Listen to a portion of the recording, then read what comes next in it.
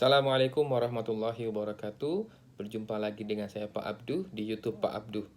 Kali ini saya ingin merespon video daripada Guru Gembul dengan nomor episode 337, Bunga Bank itu halal.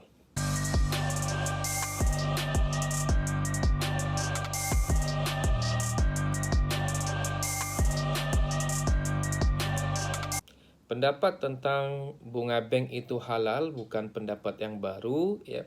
Itu adalah pendapat yang memang sudah diutarakan sejak puluhan tahun yang lalu, dan ada beberapa ulama-ulama besar yang juga mengatakan bahwa bunga bank halal, di antaranya Syekh Muhammad Abdu, kemudian ada Syekh Ali Jum'ah yang sekarang, kemudian juga ada Syekh Tontowi, kemudian juga ada Abdul Wahab Khalaf, dan seterusnya. Ada 3 poin yang saya catat dari penjelasan Guru Gembul dalam videonya yang berdurasi kurang lebih 16-17 menit, yaitu yang pertama tentang konsep antarodin minkum, yang kedua konsep bahwa riba itu menzolimi orang yang meminjam, dan yang ketiga bahwasanya komponen waktu itu bisa menjadikan halalnya kelebihan uang yang dikembalikan dalam akad hutang piutang. Baik, yang pertama tentang konsep antarodin minkum. Di sini mungkin ada kesalahpahaman daripada Guru Gembul tentang konsep ini, bahwa konsep antarodin minkum itu diterapkan pada akad-akad atau muamalat yang bersifat halal, bukan yang bersifat haram. Maksudnya bersifat halal, misalnya jual beli. Jual beli itu halal, tetapi harus dengan keridhaan dari pihak yang berjual beli. Tidak bisa kalau misalnya salah satu pihak itu tidak ridho. Misalnya jual beli sesuatu harga tidak sesuai, yang satu tidak ridho, tidak mau menjual, tidak bisa dipaksakan, maka jual beli tidak akan terjadi. Jadi konsep antarodin minkum tidak dapat diterapkan pada perkara yang memang sudah haram, misalnya riba atau perzinahan. Ya, jadi bukan karena dua-duanya ridho, maka kemudian kalau pergi meminjam uang dengan perjanjian bahwa mengembalikannya itu adalah sama-sama ridho, ya, kelebihan itu, maka dia menjadi halal. Atau misalnya perzinahan karena laki-laki dan perempuan yang sama-sama ridho, maka dia menjadi halal. Yang kedua, kelebihan pengembalian di dalam akad hutang piutang pada masa dahulu itu diharamkan disebabkan memberikan kesusahan kepada orang yang berhutang. Sedangkan pada masa ini, yang datang ke bank itu bukan orang-orang miskin, tetapi orang-orang kaya. Maka sebab itu menjadi halal. Nah, kritik saya adalah pertama-tama, memberi kesusahan atau kesulitan itu bukan hanya kepada orang miskin. Orang kaya atau pengusaha juga bisa mengalami kesulitan-kesulitan yang sama. Siapa yang boleh mengetahui outcome di masa hadapan? Siapa yang bisa menjamin bahwa segala usaha yang mendapatkan pinjaman dari bank itu pasti akan sukses? Kita tidak ada yang pernah mengetahui. Kalau dia sukses, alhamdulillah bisa dikatakan bahwa bunga bank itu membantu mereka. Ya, pinjaman hutang dari bank itu walaupun dengan bunga yang besar itu membantu mereka. Tapi bagaimana dengan pengusaha yang sudah berhutang ke bank lalu usahanya bangkrut? Bukankah ini sama dengan mereka yang berhutang kemudian tidak mampu membayar hutangnya? Ditambah lagi hutang itu menjadi berlipat-lipat disebabkan bunga yang diterapkan di sana.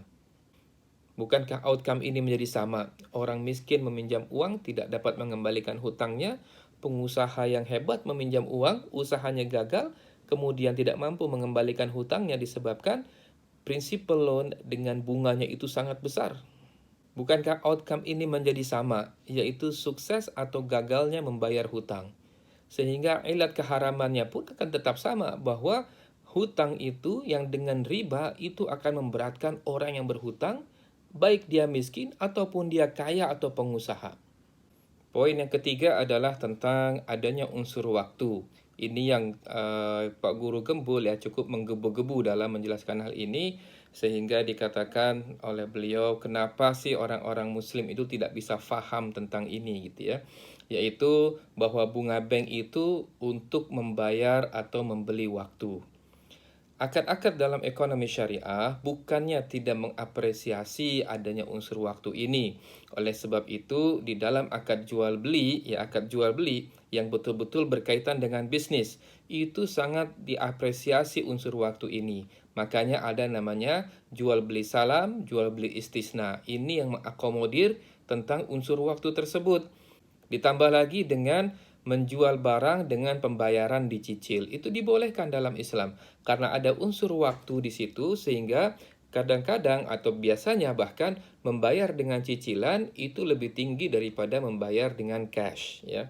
Ini bagaimana akad-akad dalam muamalah Islam itu bisnis ya, khususnya bisnis itu menghargai unsur waktu. Sedangkan hutang piutang itu bukan pure bisnis. Hutang piutang itu memiliki tempat tersendiri di sisi Allah. Oleh sebab itu, ada dua unsur yang mesti terlibat dalam hutang piutang ini, yaitu kesabaran dan iman. Sabar bagi orang yang berniat untuk berhutang, dan iman bagi orang yang berniat untuk memberikan hutang. Apa maksudnya sabar bagi orang yang berniat untuk berhutang? Yang pertama, bahwa tidak semua yang kita mau di dunia ini itu harus kita miliki. Allah Subhanahu wa taala juga sering mengingatkan kita dalam bacaan-bacaan Al-Qur'an kita bahwasanya apa yang nampak baik untuk kita dalam pandangan kita nih belum tentu baik dalam pandangan Allah untuk diri kita sendiri. Oleh sebab itu, sebelum memutuskan untuk berhutang, ada dua prinsip yang perlu kita tanam dalam-dalam. Yang pertama adalah kesederhanaan di dalam hidup. Yang kedua, waktu kematian itu kita tidak ada yang tahu. Jangan sampai kita mati meninggalkan beban hutang yang besar untuk ahli waris dan orang-orang yang kita sayangi. Prinsip berikutnya adalah prinsip keimanan yang ini perlu untuk dipahami oleh orang-orang yang memberikan hutang ya, bahwa hutang itu memiliki posisi khusus ya di sisi Allah.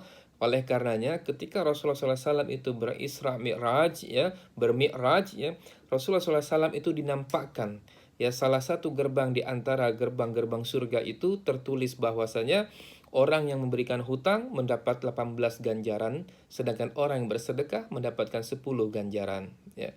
Kenapa demikian? Disebabkan orang memberikan hutang itu meringankan beban saudaranya yang lain.